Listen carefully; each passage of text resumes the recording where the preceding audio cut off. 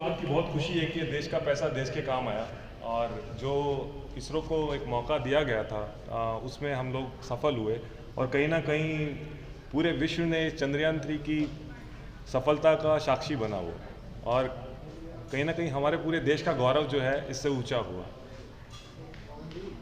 एक वैज्ञानिक के तौर पर एक्चुअली मेरी भूमिका सैटेलाइट के पुर्जों को जोड़ने की, फिर उसको टेस्ट करने की, क्वालिफाई मतलब गुणवत्ता चेक करने की, मतलब वो सही है, उड़ने लायक है या नहीं है, ये कॉन्फिडेंस देना मैनेजमेंट को, ये मेरी ड्यूटी है एक्चुअली। ये मेरा काम है जिसमें हम लोग एक्सरे करते हैं। आप लोगों ने कभी मेडिकल फील्ड में एक्सरे या अल्ट्रासोनिक टेस्टिंग करवाया होगा बॉडी का, कभी हाथ में फ्रैक्चर होता है तो हम करवाते हैं।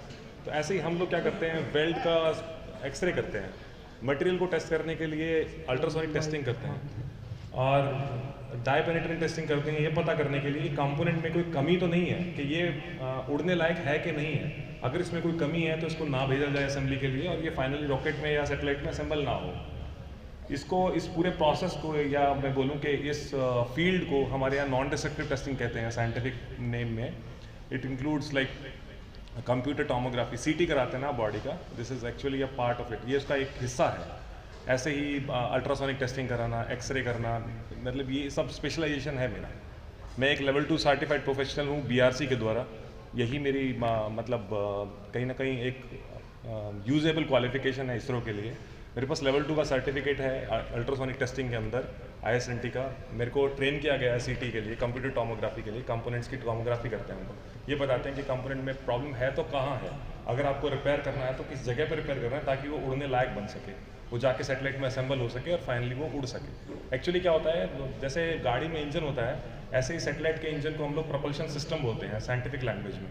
जैसे आप गाड़ी में फ्यूल डालते हो ना, ऐसे ही सैटेलाइट में भी फ्यूल भरा जाता है। बट यहाँ फ़र्क सिर्फ इतना है कि आप वातावरण से ऑक्सीजन लेते हो फ्यूल को बर्न करने के लिए। जब वो इंजन में जाता है, वातावरण से ऑक्सीजन लेके बर्न करता है वो। बट सैटेलाइट जो है वो जब ऊपर जाता है स्पेस में, वहाँ पर कोई वातावरण नहीं होता, तो वो इसीलिए अपने साथ ऑक्सीडाइज़र कैरी करके जाता है। तो आप फ्यूल का और ऑक्सीडाइज़र का, मतलब ईंधन और ऑक्सीडाइज़र, या मैं बोलूँ हवा का एक मिश्रण लेके जाते हो, वो दोनों एक साथ जलते हैं और एक ब्लास्ट पैदा होता है। वो ब्लास्ट रॉकेट नोजल से बाहर निकल के आपको एक प्रपल्शन देता है।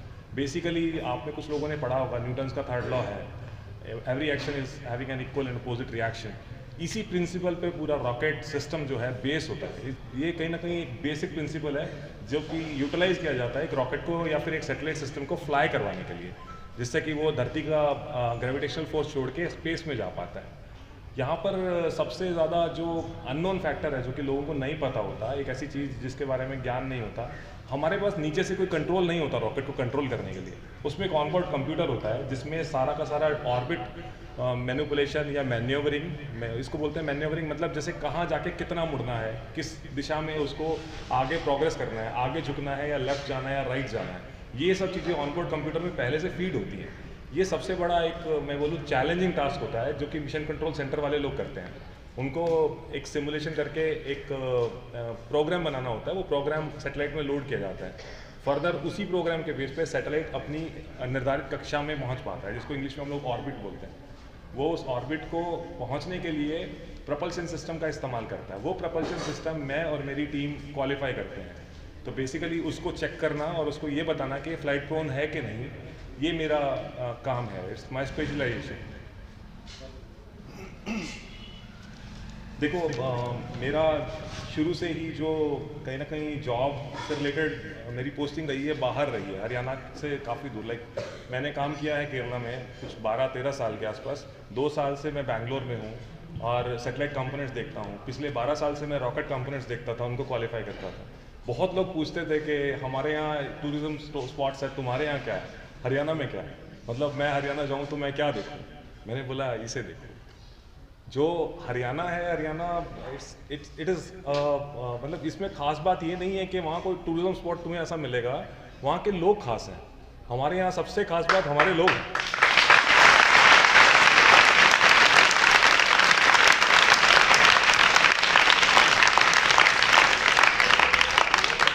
देखो, कोई अपने यहाँ बताता है कि मेरे यहाँ ये किला बना हुआ है, मेरे यहाँ ये बिल्डिंग बनी है, मेरे यहाँ ये पहाड़ है। मैंने बोला देखो, अगर तुम इतिहास उठा के देखो भारत का या हिंदू संस्कृति का, श्री कृष्ण ने कुरुक्षेत्र में युद्ध लड़ा, धर्म युद्ध लड़ा, हमारे इतिहास का सबसे बड़ा युद्ध है। क्यों लड़ा गया वो हरियाणा में? क्योंकि हरियाणा के लोग ऐसे हैं, वो लड़ते हैं सच्चाई के लिए, वो ज़िद्दी हैं, उनको कुछ करने की ज़िद होती है तो वो हासिल करते हैं। ये खास है हमारे अंदर, अगर देखना है तो हमारे लोगों को देखना।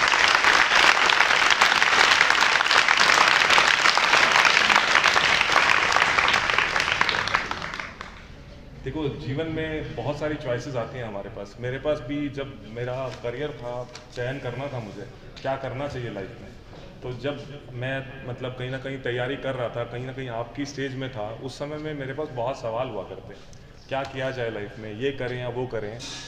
परंतु क्या होता है, कुछ चीज़ें आपके शिक्षक जो हैं वो आपको सिखाते हैं, कुछ चीज़ें समाज और कुछ चीज़ें आपके माता पिता आपको समझाते या बताते हैं।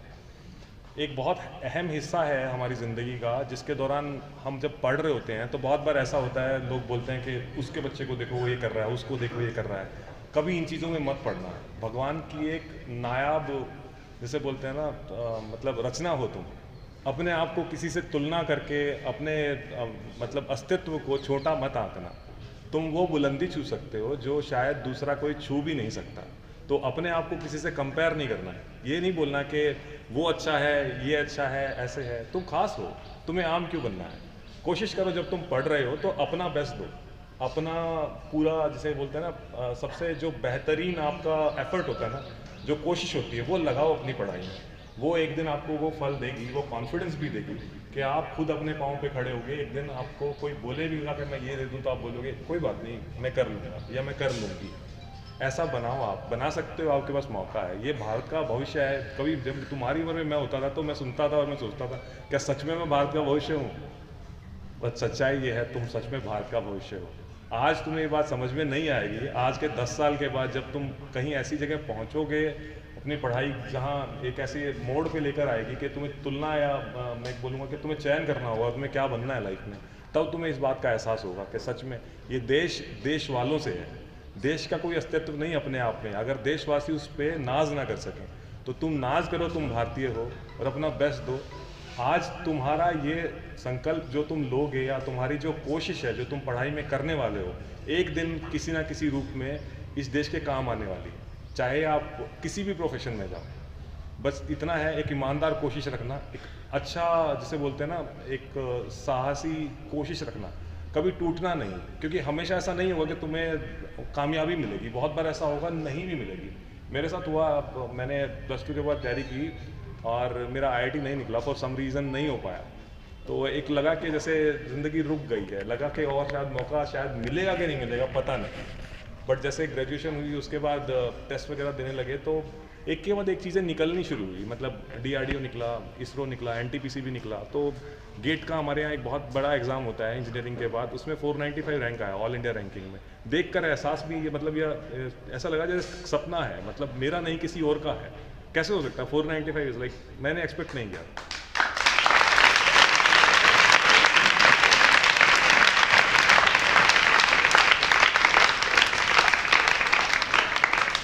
देखो, जब तक चीज़ें एक के बाद एक नहीं निकलती तो आपको भी अपने ऊपर विश्वास नहीं आता। बट जब चीज़ें होनी शुरू होती हैं तब आपको एहसास होता है कि हाँ, हर चीज़ जो है वो हासिल की जा सकती है। बस बात सिर्फ इतनी है कि वो कोशिश करनी ज़रूरी है। वो मतलब एहसास आपको तब होगा जब आप कहीं ना कहीं तैयार हो जाओगे अपनी पढ़ाई में और उसका रिजल्ट आना शुरू होगा। अभी जो आपका समय है ना, इसको यूटिलाइज करो, कोशिश करो कि चीज़ों को जोड़ के सीखा जाए।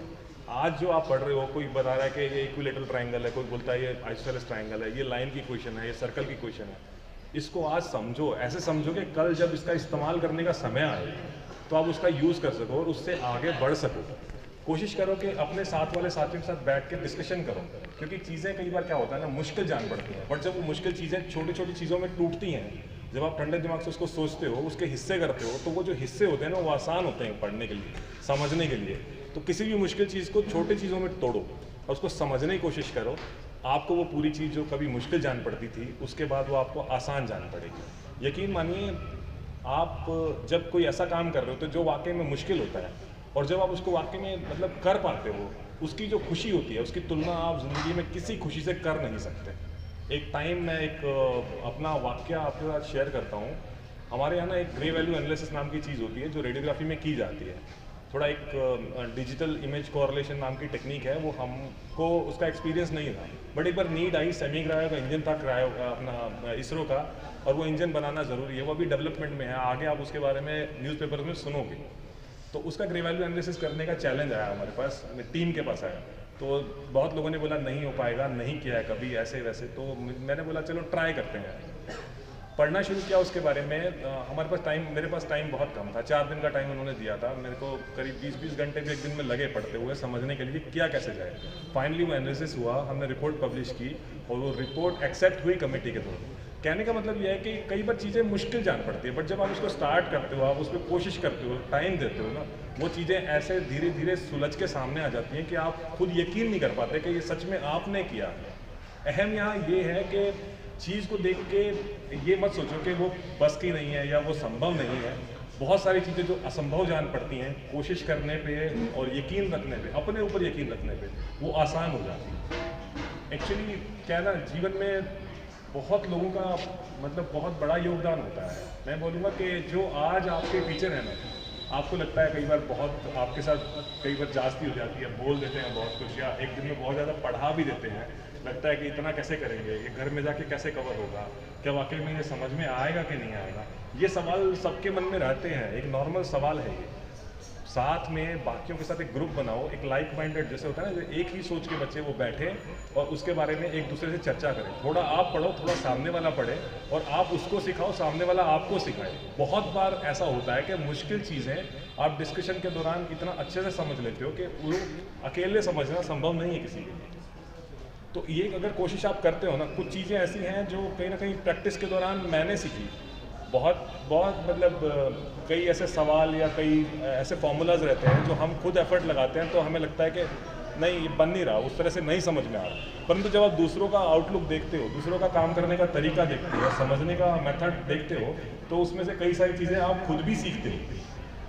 आप समझ रहे हो ना, मतलब इतना लगता है कई बार कि नहीं हो पाएगा, परंतु जब करना शुरू करते हो तो वो हो पाता है।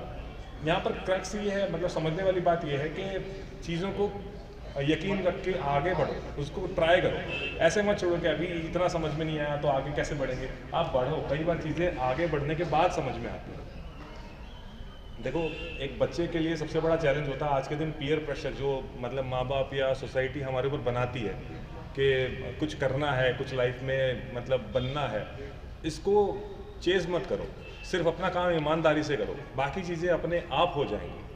आपको लगेगा कि मतलब कैसे होगा, ये नहीं पता, वो नहीं पता, बट यकीन मानो, अगर आप अपनी पढ़ाई ढंग से कर रहे हो, 7वीं या 6ठी या 5वीं या 10वीं 12वीं जो भी आपकी क्लास है, अगर आप उसका काम उसी में ख़त्म कर रहे हो तो आपको उसका आउटपुट मिलेगा at the end of the day. Later किसी क्लास में जब आपका कहीं ना कहीं नेशनल लेवल पे कोई सिलेक्शन होगा तो वो तब पढ़ा हुआ सवाल तब काम आएगा, तब याद आएगा कि हाँ उस टाइम पे मेहनत की थी, वो काम आया।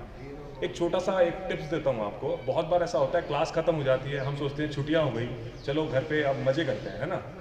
एक 5 या 6 दिन का समय उसके बाद देना, जो पढ़ा होगा ना उसको रिवाइज करना, पेपर होने के बाद भी, क्योंकि जो पेपर के बाद की प्रिपरेशन होती है, कुछ चीज़ें एग्ज़ाम हमको सिखा देता है जो हमें पहले नहीं समझ में आ रही होती। वो जब आप रिवाइज करते हो ना, तो आपका जो आउटलुक बनता है, जो अंडरस्टैंडिंग बनती है ना, जो समझ बनती है एक सब्जेक्ट को लेके, वो मतलब पहले से और बेहतर होती है। और वो चीज़ें नेक्स्ट क्लास में जब आप जाते हो तो जो चीज़ें आपने पहले पढ़ी होती है वहाँ कनेक्ट होती है, तो तब आप उसको कनेक्ट कर पाते हो। तो ये ना एक रूटीन में डालना अपने नेचर में कि पेपर हो गया, उसके बाद भी समय देना है उसको समझना है और उसको दोबारा से एक बार पढ़ना है, रिवाइज करना है, ताकि नेक्स्ट क्लास में जब आप जाओगे तो उसका फ़ायदा आपको होगा। देखो, बहुत सारे लोग साइंस चूज़ करेंगे, बहुत सारे लोग नहीं भी करेंगे, कोई फ़र्क नहीं पड़ता। पहली चीज़ आपकी ज़िंदगी में स्कूल स्ट्रक्चर के दौरान ये होनी चाहिए कि आप अपना इंटरेस्ट फाइंड आउट करो कि आपको किस चीज़ में इंटरेस्ट आता है पढ़ने से। जिस सब्जेक्ट में भी आप इंटरेस्टेड फील करते हो ना, आपको लगता है कि हाँ ये मैं 12 घंटे 14 घंटे जितना भी टाइम मुझे मिले, अगर पढ़ने को मिले या मटेरियल मिले पढ़ने को, तो मुझे इंटरेस्ट आता है काम करने में। चाहे कुछ कोई भी काम हो, चाहे वो डांसिंग हो, सिंगिंग हो, स्टिचिंग हो, या मतलब पढ़ाई का कोई भी सब्जेक्ट हो, चाहे साइंस हो, नॉन साइंस बैकग्राउंड हो, फ़र्क नहीं पड़ता। भारत को सिर्फ साइंटिस्ट नहीं चाहिए, भारत को हर चीज़ चाहिए, पूरी दुनिया में उम्दा चाहिए। तो आप कुछ ऐसा बनो, चाहे वो स्पोर्ट्स ही क्यों ना हो, कुछ ऐसा करो जो आप किसी भी टाइम तक करो तो आप इतना इंटरेस्टेड फील करते हो उसको करने के लिए, आप कि समय की कोई सीमा ना रहे आपके लिए। तो वो इतना इंटरेस्टिंग लगता है आपको कि आप ये ना देखो कि मेरे को 4 घंटे हो गए पढ़ते हुए या 4 घंटे हो गए मेरे को काम करते हुए, ऐसा आपको नोटिस भी ना हो। तब आप जब उसको करोगे ना तो आप यकीनन बुलंदियों को छूओगे, मतलब आप वो दोगे देश को जिसकी वाकई में इस देश को ज़रूरत है। तो एक गुजारिश मेरी है टीचर से भी, बहुत बार ऐसा होगा मतलब कि आपके स्टूडेंट्स एक्सपेक्टेशन शायद पूरी नहीं कर पाएंगे पढ़ाते हुए, लगेगा कि आपको उतना आउटपुट नहीं मिल रहा है, बच्चे सीख नहीं रहे। आप यकीन मानो उनके पास वही समय है जो आपके पास से वो चुरा रहे हैं, जिसको वो जीते हैं, असल में जीते हैं। क्योंकि जो समय उनका सोने में निकलता है वहाँ से कुछ नहीं निकलेगा, जो स्कूल के बाद बचता है उसी से वो चुराते हैं। और वो कुछ समय कई बार ऐसा भी होता है जो टीचर को चाहिए होता है। तो बीइंग अ टीचर एक्चुअली बहुत बड़ी रिस्पॉन्सिबिलिटी है अपने आप में। तो एक छोटी सी गुजारिश है, थोड़ा सिंपैथेटिक मतलब ग्राउंड पे कंसिडर करना, उनको थोड़ी जगह देना। बीइंग अ फादर मैं ये चीज़ तब समझा जब मेरे बच्चे बड़े हुए। आज 7वीं क्लास में मेरी बच्ची, उसको देख के जो मैं समझ पाया वो मैं आपको बता पा रहा हूँ आज के दिन। थोड़ा मतलब उनको कंसिडर करना है, थोड़ा प्यार से समझाना, कोशिश करना कि उनको एक मित्र के व्यवहार से आप थोड़ा सा एक जगह दे सको जहाँ वो खुल के अपनी बात कह सकें। और जब वो कहें तो आप उनको स्कोप भी दो कि आपकी बात भी वो समझें और खुद की बात भी रख सकें कहीं ना कहीं। क्योंकि कई बार ऐसा होता है, हम लोग उम्र में बड़े होते हैं तो डिस्कशन के दौरान हम अपना पॉइंट ऑफ व्यू इतना स्ट्रॉन्ग रख देते हैं कि बच्चे को लगने लगता है कि नहीं, अब मैंने कुछ बोला तो शायद मतलब वो टीचर जो हर्ट हो जाएगा या मतलब उन्हें गलत लगेगा। परंतु वो पता है, रिश्ता सबसे बेहतरीन वही होता है जिसमें दोनों या तीनों पक्ष जो भी इन्वॉल्व है उस रिश्ते में, वो अपनी बात कह सके और रख सके खुल के। ये बहुत बड़ी बात है अपने आप में।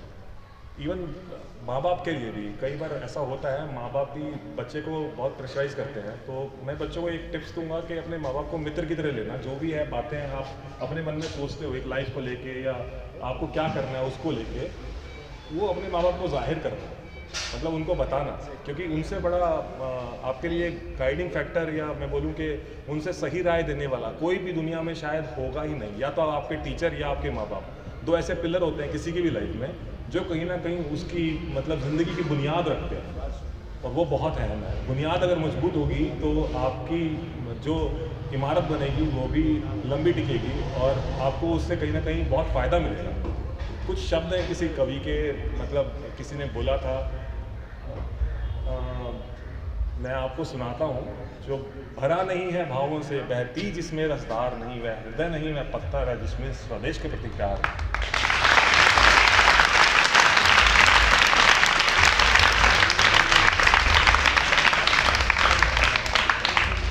देश को हर प्रोफेशन में हर मतलब क्या बोलूँ मैं, बिजनेस में या हर तरह की सरकारी नौकरी में अच्छे लोग चाहिए, ईमानदार लोग चाहिए। जब ये देश ईमानदार लोगों से चलेगा तब ही ये देश आगे बढ़ेगा।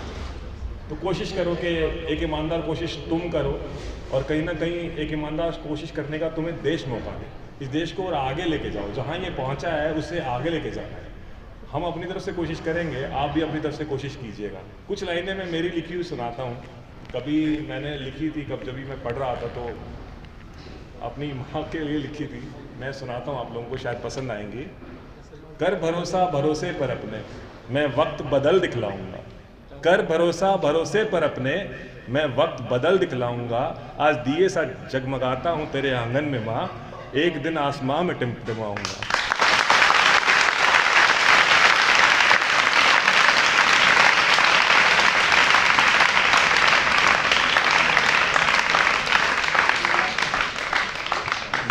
बहुत मतलब शुक्रगुजार हूँ आप लोगों का, मुझे बहुत सम्मान मिला।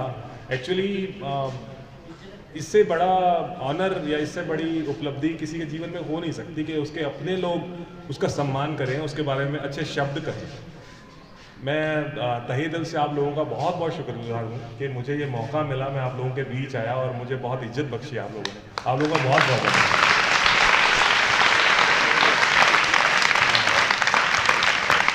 धन्यवाद। कहते हैं व्यक्ति का बोलने से सारा चरित्र सामने आ जाता है। तो वैज्ञानिक होने के साथ साथ श्री प्रवीण जी कवि भी हैं और कवि सेंटिमेंटल होते हैं। इन पलों को देख करके उनके भाव प्रकट अपने आप हो जाते हैं।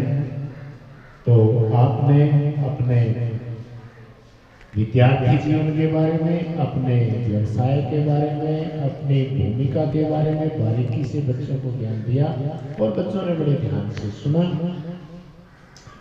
निश्चित रूप से इसका छात्रों को बहुत लाभ हुआ और जब बच्चे अपने किसी आइकॉन के माध्यम से ये बातें सुनते हैं, हालांकि ये सामान्य बातें हैं, लेकिन जब मुख बदल जाते हैं, जब अवधारणाएं बदल जाती हैं, तो उन चीज़ों का महत्व बहुत ज़्यादा बढ़ जाता है। किसी भी चीज़ के पीछे छोटा होने या बड़ा होने के पीछे, उस चीज़ के छोटा होने या बड़ा होने से फर्क नहीं पड़ता, उसके पीछे जो भावना होती है उससे फर्क पड़ता है। तो प्रवीण जी, धन्यवाद, आपने बहुत अच्छे शब्दों में, बहुत बढ़िया शब्दों में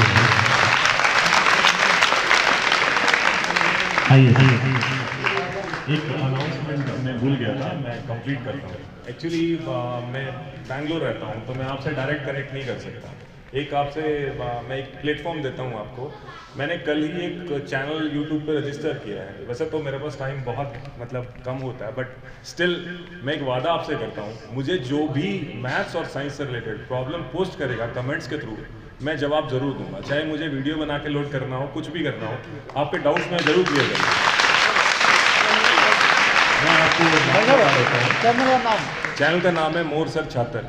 तो आप मुझे पोस्ट करना, मैं डेफिनेटली आपका जवाब लिखूंगा। जो भी डाउट होंगे आपको मैं ज़रूर लिखूंगा। मोर सर छात्र के नाम से है, तो आप सर्च करोगे आपको मिलेगा, नहीं तो फन विद मोर सर्च करना, आपको ज़रूर मिलेगा। मेरी कोशिश रहेगी जब भी आप मेरे को कमेंट पोस्ट करो, जब भी आपको कोई भी डाउट हो, मैं सेम डे रखूंगा। और ये नॉन प्रॉफिटेबल रहेगा हमेशा, मैं कभी कोई फ़ी चार्ज नहीं करूंगा। जब तक जीऊँगा तब तक मैं दूंगा ये सर्विस आप लोगों को। आपको कभी भी मैथ्स और साइंस में डाउट हो, आप अप्रोच करें। Thank you. बहुत बढ़िया। और